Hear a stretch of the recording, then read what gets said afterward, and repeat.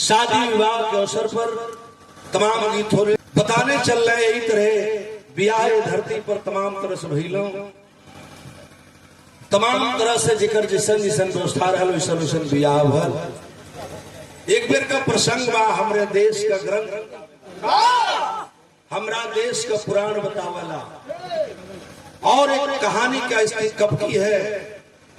राजा द्रुपद का कोनो संतान ना रहल, न बेटी रहल न बेटा रहल। राजा द्रुपद नरेश बड़ा चिंतित हो गईला हमरा बाद ही खानदान संभारी के। तो राजा द्रुपद एक पुत्र स्त्री का यज्ञ कराया। तो मेरी बात के 2 मिनट गौर से सुनो। राजा द्रुपद पुत्र स्त्री यज्ञ करौलन कि पुत्र का प्राप्ति हो जाएगी। लेकिन हमरा देश का पुराण बतावला कि जो ज्योतिषी मंत्रोच्चारण कर रहे थे होत रहल यज्ञ पुत्र प्राप्ति बदे, लेकिन मंत्र का उल्टा उच्चारण हो गया तो पुत्र न हो के पुत्री हो गया। तो राजा द्रुपद का एक लड़की पैदा हो गया। राजा द्रुपद सोचला कि साला चाहत वाली लड़का होगा लड़की, लेकिन लड़की से बढ़ के धरती में कुछ नहीं खे आवा, यही के पाली पोसी। धीरे धीरे उमरिया जब बढ़ल गल तो बाबू एक दिन के प्रसंग बा ऐसा बेटी हो गल।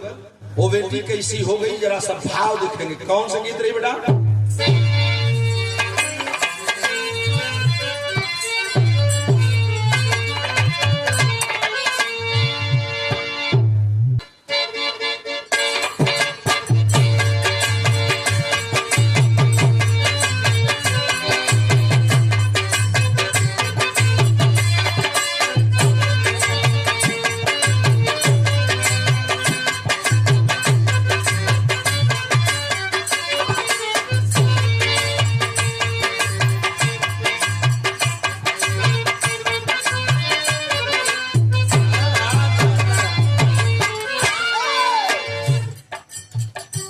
हमार बाबू कोनो धोन बजा दिलस,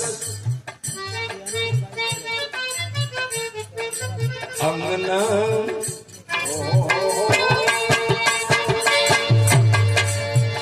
हमार लड़का लिया वो समय गीत गवाए कैसेट में गीत आई रहल।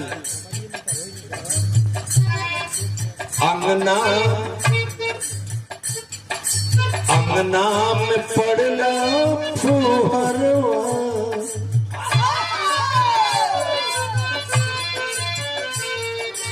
अंगना में पड़ला फुहरवा, वो सरवा में चल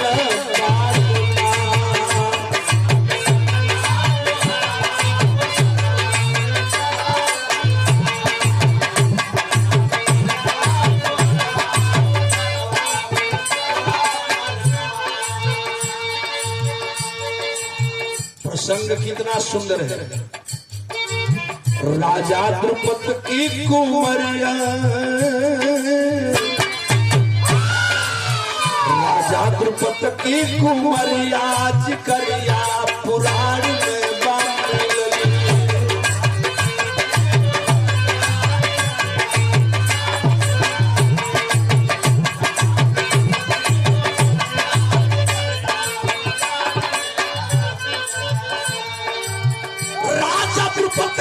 कुमारिया हो जिकरिया पुराण में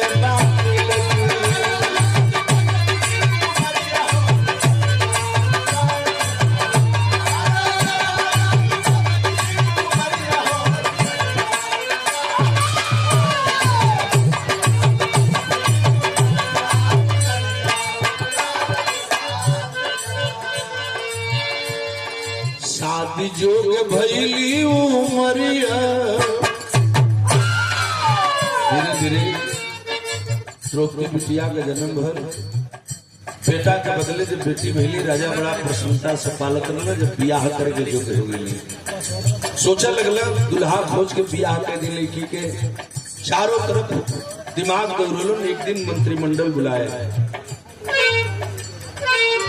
और एक दिन की बात हमारे बाबू जी मंत्रिमंडल बैठाए, राजा द्रुपद ने पास किया कि राजाओं के यहाँ नीति है, तमाम विधि है ब्याह का लेके।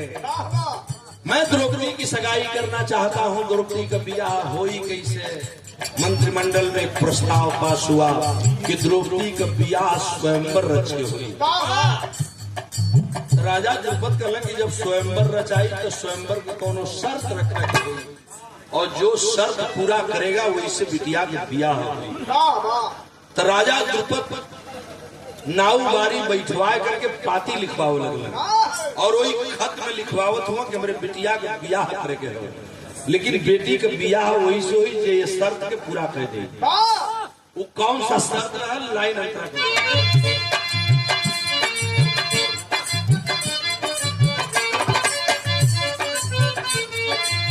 नाचत मछरिया नाचत मछरिया का नीचे पर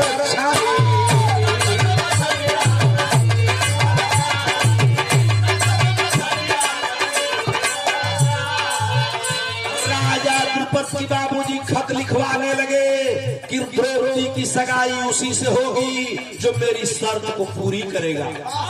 तो शर्त क्या लिखे है राजा द्रुपद निमंत्रण कार्ड में,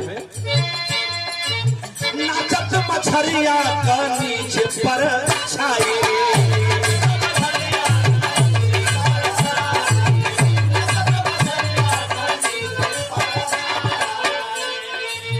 तेलवा में देख जे निशाना लगाई।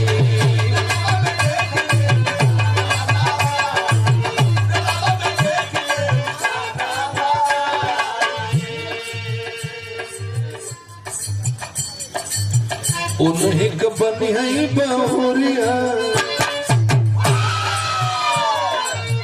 उन्हें कबनी है बहुरिया हो जिकरिया पुरानी में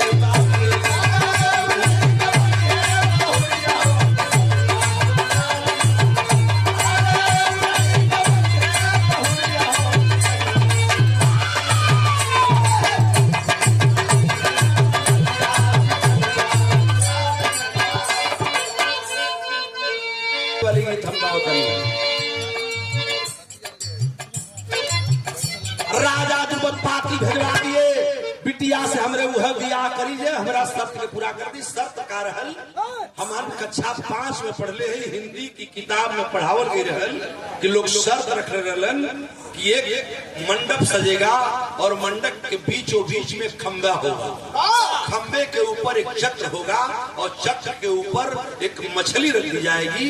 वह चक्र नाचना शुरू कर देगा और चक्र जब नाचेगा तो मछली नाचेगी, और उस नाचते हुए चक्र पर मछली की परछाई को नीचे देखना होगा, वो भी खौलते हुए कड़ाहे में, खौलते हुए कड़ाहे के तेल में मछली की परछाई को देख करके और ऊपर निशाना लगाना होगा।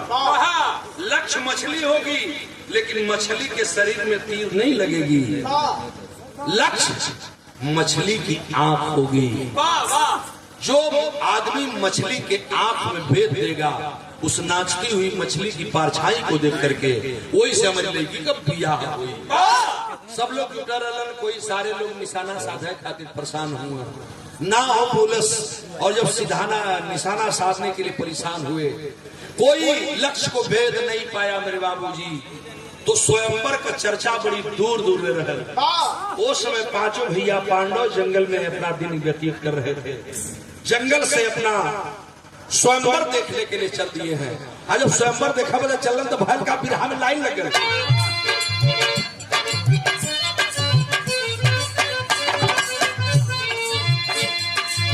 देखे स्वयंवर पांचों भैया आए,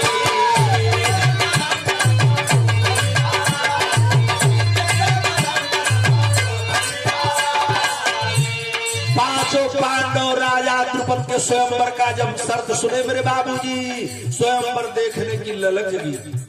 भैया भीम कहला युधिष्ठिर से कि भैया एगो काम करता तनी से हम आदेश दे देता तो हम चलती और चल करके राजा द्रुपद का स्वयंवरवा देख लेती।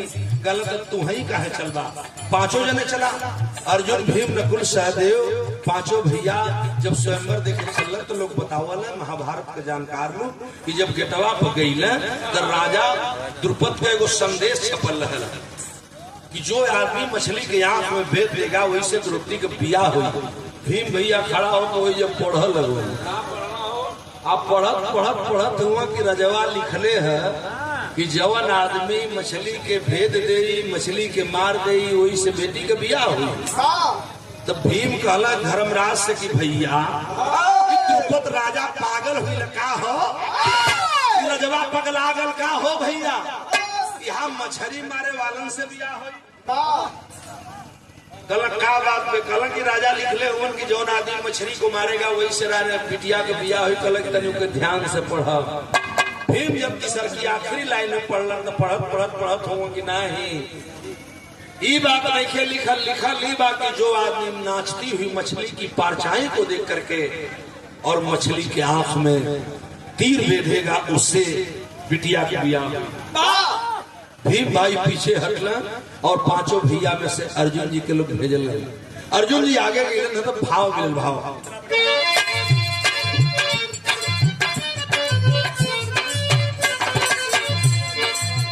देखे स्वयंवर पांचों भैया आए,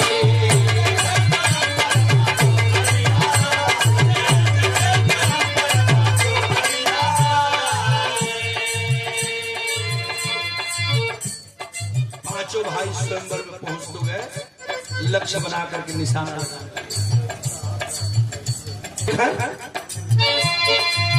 बड़ा बड़ा पुरंदर है बैठे न जाई, स्वयंवर पांचों भैया आई।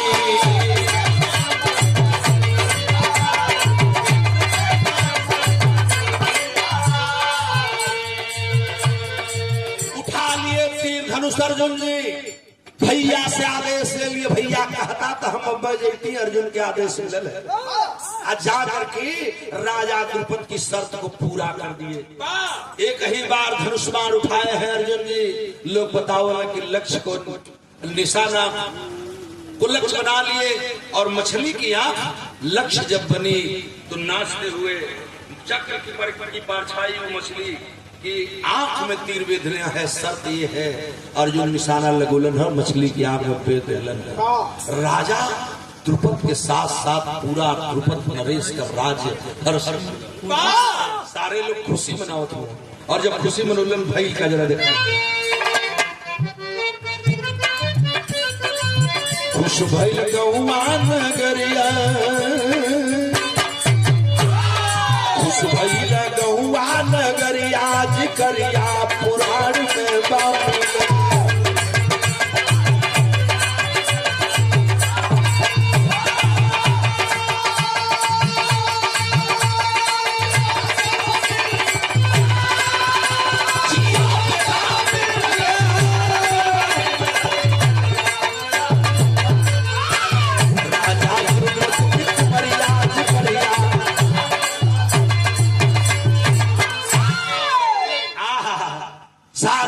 हर्षित हुए खुशी में हुए तो वही हुआ जो आप लोग जानते हैं क्या।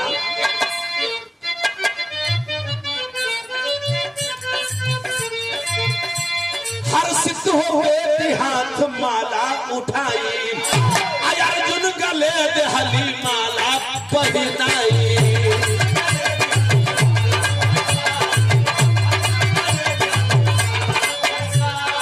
भैया अब यही जरा सा मेरी गीत को गौर करेंगे।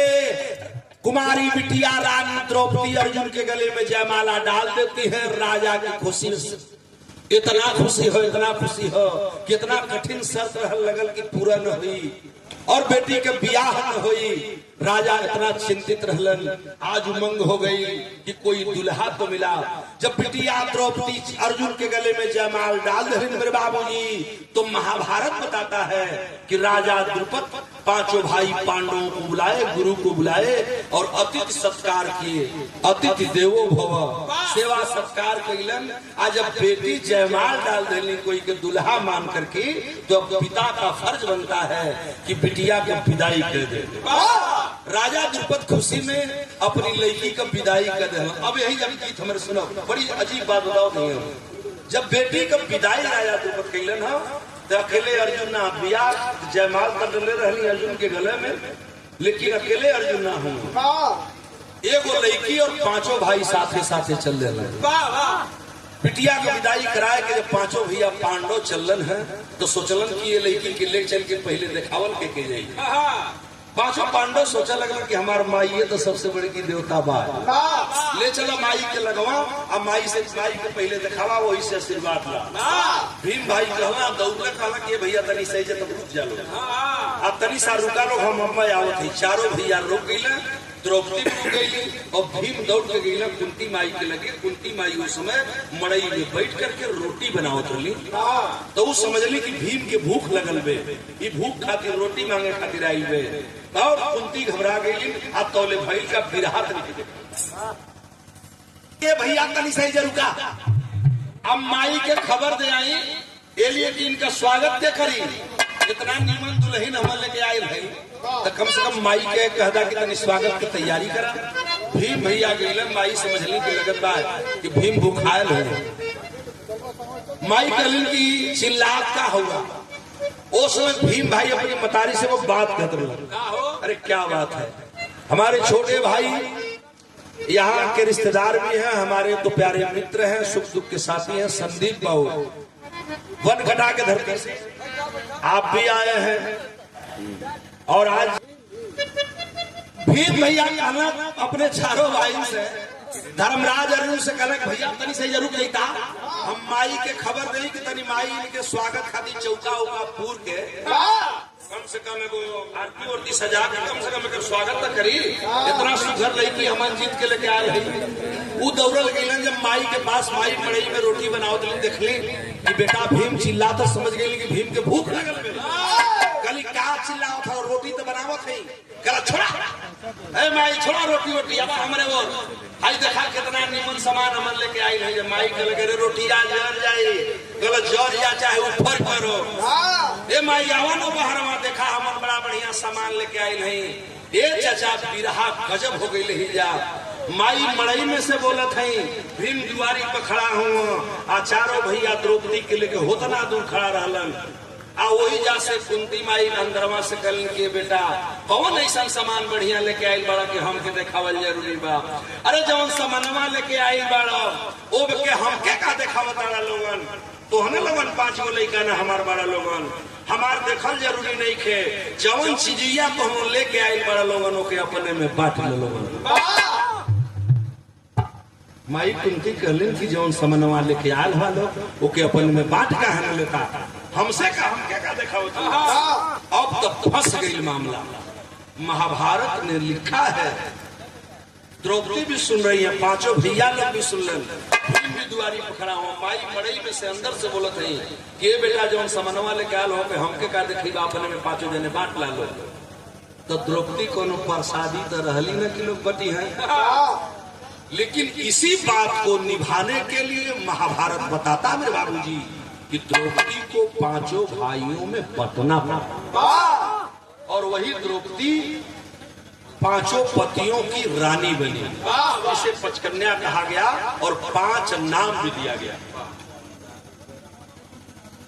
पतियों में बट करके द्रौपदी, और वही द्रौपदी पंचाली कही गई, और उसके 5 पति हुए। ए चचा अर्जुन जी तीर मरले रहलन, लेकिन माई का वचन निभावे खातिर आजकल बाबूजी कोई देता ना कि तनी से चल जो न्योता दे सड़ुआ ने रोज रोज हम है के खाली कहल, और हम सला के नहीं कहत खाली रोज हम है के कहत ना भाई बैठल खाता खाली बबलुआ के नहीं खा भेज खाली हम है के भेज देना। हां रोज रोज हम बैठले खाता है, हम के नहीं खा सरकारवा के ना कहला। अब वो नहीं खेल जा, और तनी सा नाम सुन लेला कि ससुरारी जाए के बाद पहले तैयार हो जाता। माई का बात है बाबू, 5 पांडव माने, और इसी बात को निभाने के लिए द्रौपदी को पांचों भाइयों की पत्नी बनना पड़ा। 5 रूप में पचकन्या के रूप में पंचाली बनना पड़ा और पांचाली बन करके 5 पतियों के साथ वह रही है जिसको दुनिया के लोग जानते हैं। फिर आखिरी कड़ी हुई।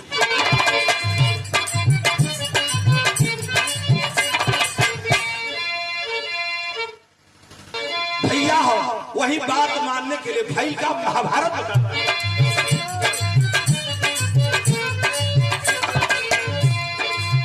द्रौपदी भाई 5 भैयन के नारी,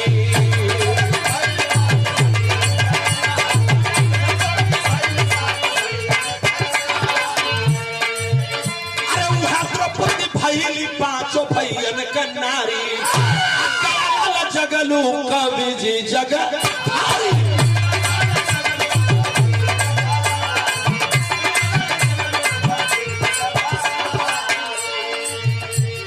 वही 5 पतियों की पत्नी बन करके पांचाली बन करके द्रौपदी जीवन बिताने लगी। भाई 5 भैयन के नारी, द्रौपदी भाई 5 भैयन के नारी, जगलू कवि जी जगत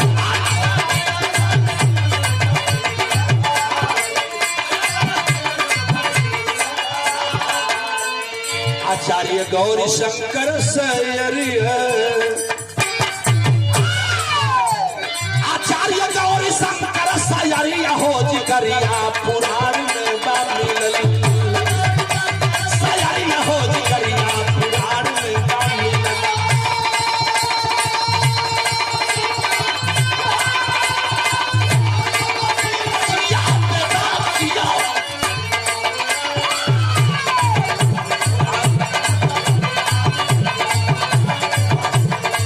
राजा द्रुपद की कुमारिया